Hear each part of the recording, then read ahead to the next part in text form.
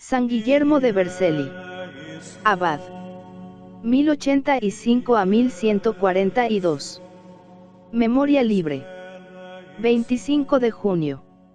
Un deseo insano hormigueaba en el corazón del rey Rogerio, quería ver al hombre de quien tantos prodigios se contaban.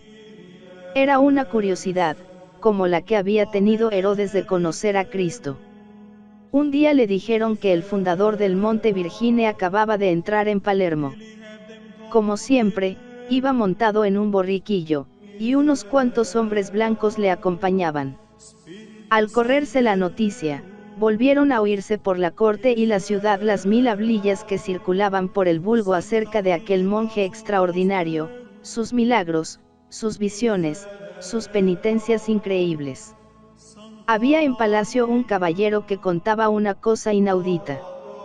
Un día llegó a su casa un joven como de 20 años, cansado y maltrecho por los caminos y los trabajos. Era el propio Guillermo. Andaba descalzo, arrastrando unas cadenas que tenía atadas a los pies. 5 años hacía que las llevaba, y con ellas había hecho el camino de Compostela. Pero me declaró, refería el noble caballero, que las cadenas tenían dos inconvenientes: se le rompían con frecuencia y eran demasiado aparatosas. En vista de esto, me suplicó encarecidamente que le diese una coraza para llevarla bajo su ropón de penitencia. Yo le introduje en mi cuarto de armas y le dije que cogiese lo que le gustase. En un momento se ajustó la loriga al cuerpo desfallecido, y viendo un capacete también de hierro, se lo ajustó a la cabeza.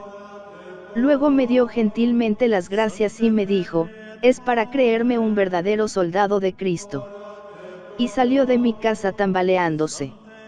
Esto hace más de 10 años, y he oído decir que nunca se ha quitado todavía la armadura. Así hablaba el almirante del reino. Jorge de Antioquía, que era un gran admirador del santo, pero el rey y muchos cortesanos comentaban aquellas cosas con chocarrerías de un escepticismo burlón. Entre todos, ninguno más audaz que un gramático petulante que usufructuaba el amistoso trato del rey Rogerio. Ese gramático no podía olvidar que una vez había sido confundido por el santo en pública disputa, por eso no perdía ocasión de llamarle grosero, hipócrita, ignorante, y de hacer chistes burdos a cuenta de él. Cuentan que adivina lo más hondo de los corazones con la mirada. Cuida de no ponerte delante de él, decía el gramático a una dama muy hermosa, pero de poquísima vergüenza. Va, repuso ella. He oído decir que los santos no se escandalizan de nada. Pero es que podría convertirte, dijo el letrado maliciosamente, aunque no sea tan fácil la tarea. ¿Queréis ver cómo es más fácil convertirle a él? No me fío de santidades. Todos tenemos nuestras pasiones, nuestra sangre que hierve, nuestras necesidades, si así queréis llamarlas. Vais a convenceros de que ese hombre no es una excepción, de que su virtud es tan quebradiza como la de los demás hombres. Y se resolvió que aquella mala mujer iría a provocar al varón de Dios. El monarca reía, los cortesanos reían, y ella también reía de la singular hazaña que iba a realizar. Esta mujer se llamaba Inés. Había de ser un vaso de elección, pero su corazón se encontraba todavía presa de Satanás. Llegó al lugar donde paraba Guillermo, le habló de lo mucho que en la corte se hablaba de su persona, de su ingenio, de su vida, y añadió que el rey tenía grandes deseos de verle, y que todos los principales personajes le miraban con simpatía.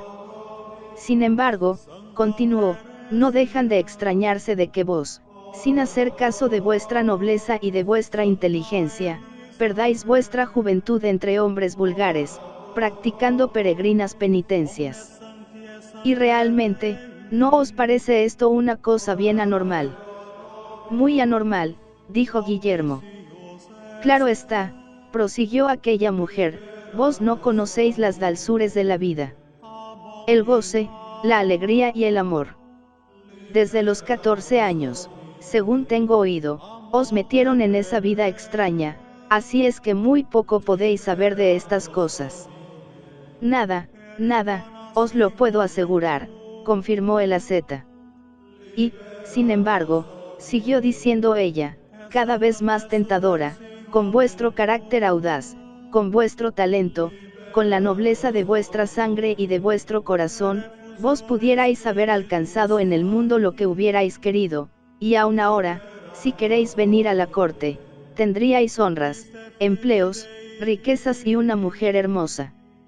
Una mujer hermosa. Pero, no me engañáis. El rostro de Guillermo se iluminaba mientras hacía estas preguntas. Iluminábase también el de la cortesana, segura ya de su triunfo, y animada por las últimas palabras del monje aventuró el postrer asalto. No, dijo, no os engaño. ¿Qué es lo que me ha traído aquí sino el amor? Soy la esclava de vuestra voluntad, esclava feliz si vos me admitís en vuestra gracia. Mi gracia y esta mi pobre posada, dijo Guillermo con la mayor galantería, están siempre abiertas para vos. Si así es, esta misma noche me tenéis aquí. Bueno, esta misma noche, y que seáis bienvenida. Adiós. Adiós, hasta la noche. Así terminó aquella primera entrevista. La dama se fue triunfante. Jamás pensó que fuera tan fácil sorprender a un santo. En palacio relató procazmente todos los incidentes de la visita, y sus palabras eran interrumpidas con burlas ruidosas. Como muchos se resistieran a creerla, propuso el almirante que se enviasen espías, a la casa donde estaba el santo, porque, decía él, esta mujer nos engaña miserablemente. Entretanto, Guillermo había reunido a sus compañeras y les había dado orden de traer brazados y brazados de leña, que iban colocando en medio del patio de la casa. Así se pasó la tarde. Al caer el sol, Guillermo puso fuego en aquel combustible. Era una inmensa pira. El abad dijo a sus monjes, que le miraban sin saber qué decir de él, sin comprender nada de todo aquello. No tenéis de qué extrañaros, porque voy a recibir una huéspeda muy hermosa. Los hermanos se quedaron como antes, pero su admiración fue imponderable cuando vieron entrar una mujer muy perfumada y repintada y que se sentaba junto a su maestro, y que hablaba con él muy descarada y coquetonamente. Luego observaron que el maestro se levantaba y que la llevaba suavemente del brazo.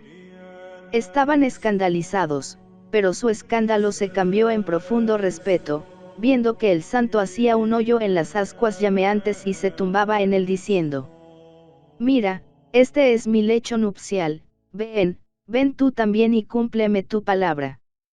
La pobre mujer le miraba pálida, atónita y sin saber qué hacer. Al fin cayó de rodillas y empezó a llorar.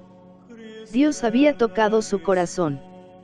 El santo se levantó tranquilo, sin que las llamas hubieran tocado uno solo de sus cabellos. El rey supo el milagro y vino a pedir perdón a Guillermo, que fue desde entonces su consejero en todos los negocios de su alma y de su estado. Inés fue desde entonces una monja santa, y más tarde abadesa de un monasterio que San Guillermo levantó frente al Palacio Real de Palermo.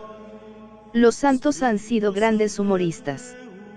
San Bernardo gritaba en caso semejante: fuego, fuego, y alborotaba el mesón, mientras él se quedaba tranquilo en el pajero.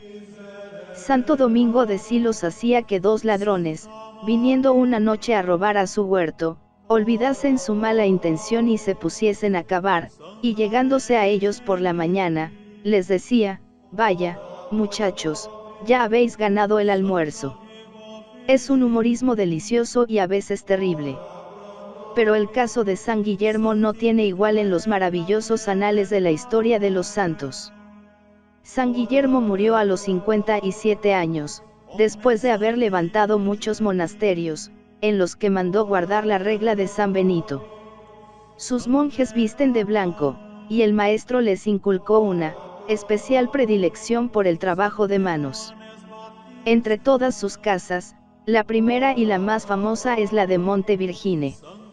Como el gran patriarca, los reformadores benedictinos han tenido el vértigo de las alturas testigos: Casino, Subiaco, el Cister, la Camaldula, Monte Olivete, Monte Corona, Monte Virgine, Grand Mont. En este hecho hay un hondo simbolismo. El benedictino empieza por la ascensión. Su finalidad es la ascensión, pero no rechaza ninguna otra finalidad. Y cuando ha subido, cuando ha llegado a Dios y se ha llenado de él, baja del monte, como Moisés, con la faz iluminada, con el poder divino en la frente, y entonces predica, enseña, escribe, guerrea, cura a los enfermos y guía al pueblo de Dios por el desierto de la vida. Así hizo San Guillermo. Purificó con su palabra y con su ejemplo las cortes, los pueblos y ciudades, pero antes vivió orando en el retiro de Monte Virgine y allí reunió el primer grupo de sus discípulos. Era el lugar que se necesitaba para hablar con Dios y cantar las maravillas de Dios. Levantada sobre uno de los macizos más fuertes del Apenino, aquella cresta parece que tiene un contacto especial con el cielo. Lejos de los hombres, cerca de los ángeles. Los paganos la consagraron a la madre de los dioses y la llamaron Monte Sacro. Después se creyó que Virgilio había recibido allí las respuestas de las sibilas, y se le dio el nombre de Monte Virgiliano. San Guillermo hizo de él como un pedestal de la imagen de la Madre de Dios y de los hombres. Pudiera haber recobrado el nombre de Monte Sacro, pero era más bello el de Monte de la Virgen, que conserva todavía. Desde él se descubren, por un lado, los golfos de Nápoles y Palermo y el mar de Gaeta, por otro, las montañas de Benevento, las sierras blancas de los Abruzos y los campos lujuriantes de las llanuras irpinas. ¿Qué instinto más certero tenían los santos para buscarse el campo de sus hazañas?